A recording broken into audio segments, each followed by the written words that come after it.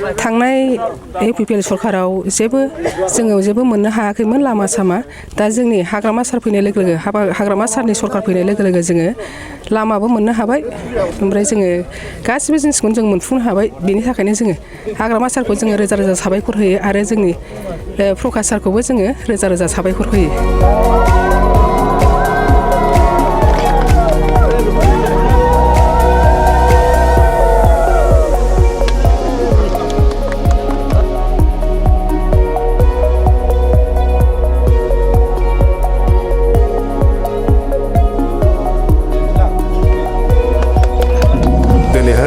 जोंनि दतमानि मानाव गेदेर EM बिथाङा जोंनि बे एडमिनिस्ट्रेटिभ बिल्डिंखौ दिनै लुनो थाखाय बिथाङा अन्थाइ खाम्फा गायसननानै बेखेवलांबाय जोंनो 1 कौटि हरदों बिथाङा बे जायगानि BP पार्टी वार्कारफ्रा बिथांमोना बिथांजों रायलायनानै जोंनि अभाब अभियोगखौ मिथिनानै बिथांमोना गावसोरनो फैनानै जोंनो बेखौ माने होलांबाय।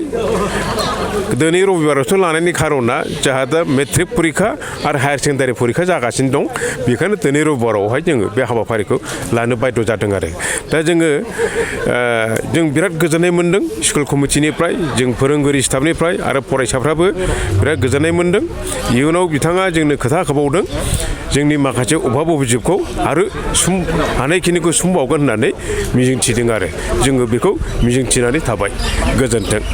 खुलुमबाय जोंनि नैबे दा रिपर्टारफोरनिसिम थांनाय इउपिपिएल सरकाराव जेबो मोननो हायाखैमोन लामा सामा दा जोंनि हाग्रामा सार फैनाय लोगो लोगो हाग्रामा सारनि सरकार फैनाय लोगो लोगो जोङो लामाबो मोननो हाबाय ओमफ्राय जोङो गासिबो जिनिसखौनो जों मोनफुंनो हाबाय बेनि थाखायनो जोङो हाग्रामा सारखौ जोङो रोजा रोजा साबायखर होयो आरो जोंनि प्रकाश सारखौबो जोङो रोजा रोजा साबायखर होयो।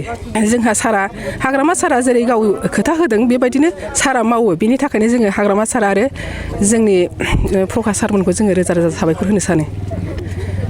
फैगोन इलेक्सनावबो जों सारमोननि सायाव जोङो गोबां जिनिसखौनो जों मोनगोन होननानै जों मिजिंथियो आरो सारमोनहा जेरै खोथा होयो बेबायदिनो मावो बेनि थाखायनो जोङो फैगोन इलेक्सनावबो ज'यै जों ओंखारनानै सारजोंनो जोङो खामानि मावगोन होननानै जोङो ज'यैनो दं आरो बेबायदिनो खामानि मावगोन होननानै जों मिजिंथिनानै दङ। थांनाय बे इउपिपिएल सरकारा बेखौ जेबो माबा खालामाखैमोन जोंनि दा BPF सरकारा जानायनि लोगो लोगोनो 3 दान जानायनि लोगो लोगोनो जोंना दा EM सारा हाग्रामा सारा बेखौ माबा खालामनानै होबाय।